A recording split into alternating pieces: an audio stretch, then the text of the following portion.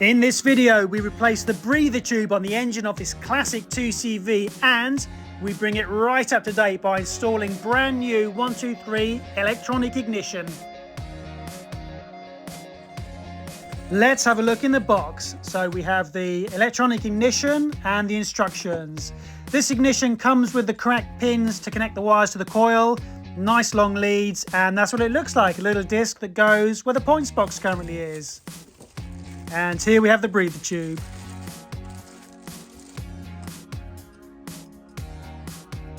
So I'm doing the breather at the same time as the 123 ignition because if there's a problem with this, it can have the effect of pushing the oil out of any weakness in the engine, so you end up with more oil leaks than you should. When this is working, there's a different pressure so that the oil doesn't leak out as much. And it does actually say in here, so you strip everything down. It says if it's caged with an excessive amount of oil and dirt, you may have an engine or engine breather problem. So we obviously want to get our breather working so the engine isn't leaking loads of oil before we put on our lovely new 123 ignition.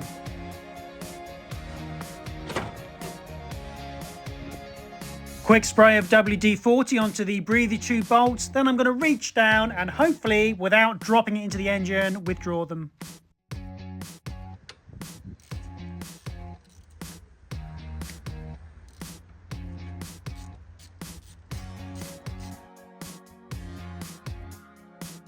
With those safely out the way, I can take off the top pipe, the big breather pipe.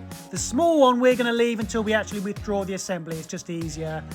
Now I'm just loosening the alternator bolt so we can remove the bracket. The bolt on the other side of the alternator is still done up and or seized, so the alternator stays where it is. And now we can just move the breather assembly loose. It comes out with a small pipe still attached to it. This is how it looks without its filler neck breather pipe, so I need to remove all traces of this old gasket so we get a good seal. And this is the old breather, so yeah, almost certainly blocked up and looks pretty original. Stuff a bit of paper in there so we don't get any old gasket in the oil.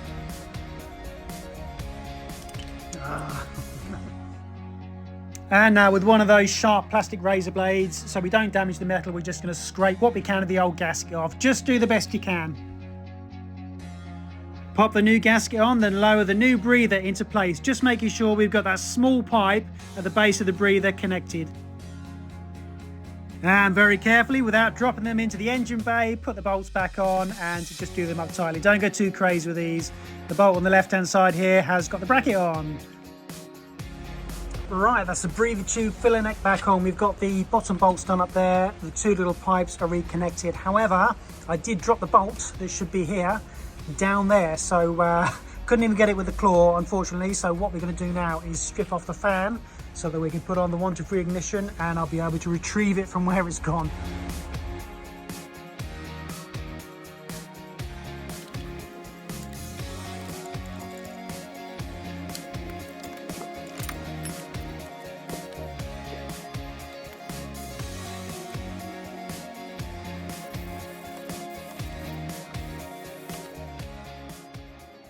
All right, Citroen, it's time to go electronic. I'm just loosening off the two bolts here on either side of the points box.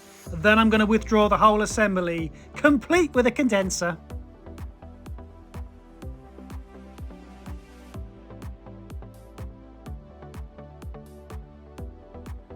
Take off the backing plate and what we can see now is our points cam. There's a very small kind of circlip on there. I'm just loosening that off by jamming one side with a screwdriver, putting a smaller screwdriver on the other side, and we can just take that off. Then I can withdraw the weights.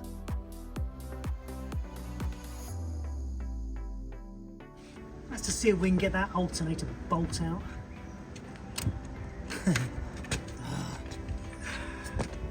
Oh, come on, give me a break.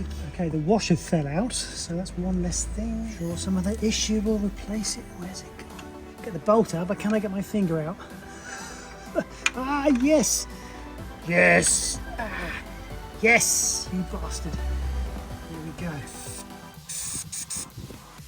Giving this all a good clean up with brake cleaner here, so hopefully with that breather tube that's been changed, the oil leak should be reduced in this car. Just attaching the magnets supplied in the 123 kit. They just slot on like this.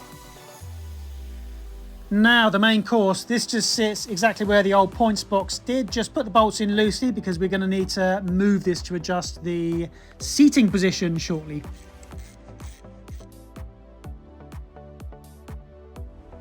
That's the 123 unit sat in position, nice and loose on the bolts, and the little dimple at the bottom is just lined up there with the crankcase.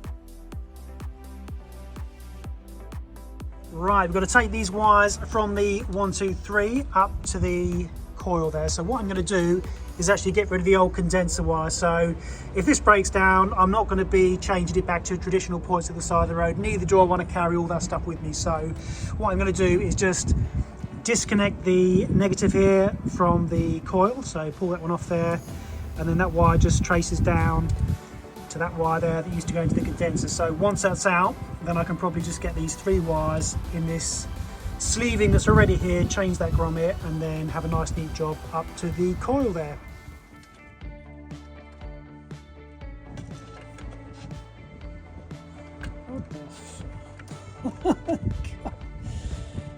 Oh, I wonder if I can pull it through the hole. God.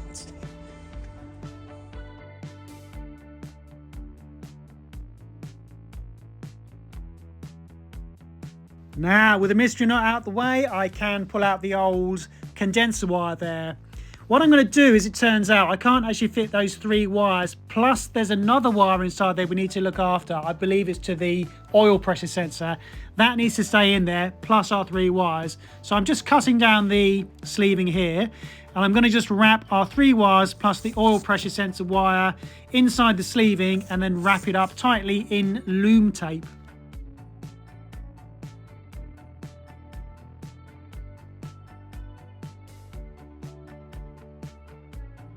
There we go, looking tidy. Now we have to just route this around the fan casing where the other wires used to go.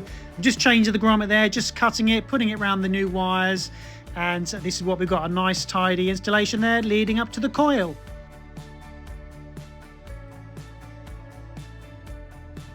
So on the coil, this is the positive wire. This goes straight from the ignition. Now the positive that used to be on the positive of the coil is going to be connected to the red wire of the 123 ignition using the supplied male connector. Now let's break out the timing pin and insert it into the hole in the crankcase. Then we're going to rotate the engine until that pin stops screeching and sort of donks into the hole on the flywheel. Then we can see by our previous Tipp-Ex marks on here that it's actually lined up properly. Then immediately withdraw the pin. Right, ignition on, so we've got to turn it anti-clockwise just until that LED goes out.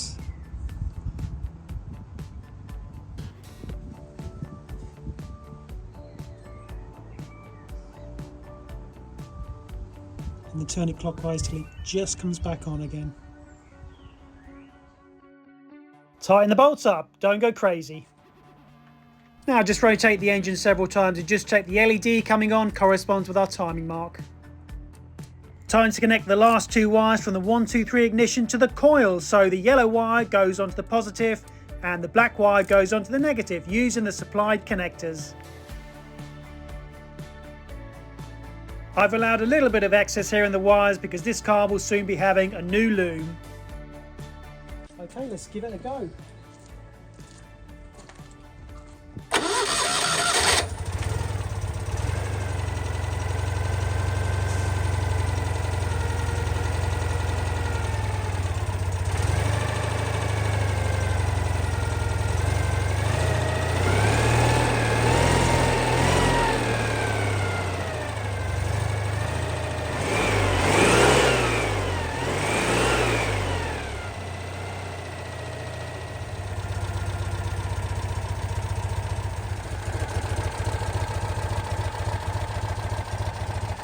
Yeah, sounds good. The engine is stone cold, so let's take this for a proper run when it gets light tomorrow morning.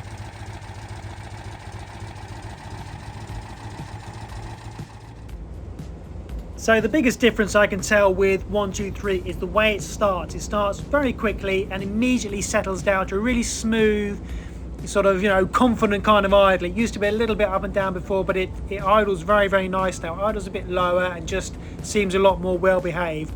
Actually driving it around, I'm not noticing really any difference at all. It still has its couple of little quirks, Obviously we have done the breather as well, so perhaps the breather could be, you know, affecting the engine. They are known to add a couple of horsepower if the breather, you know, goes from not working to working. It can really help the engine run.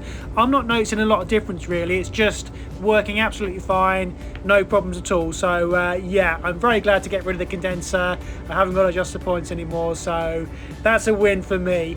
Thank you very much for watching. More coming soon. If you like the style of video, don't forget to like and subscribe, and I'll see you for the next one.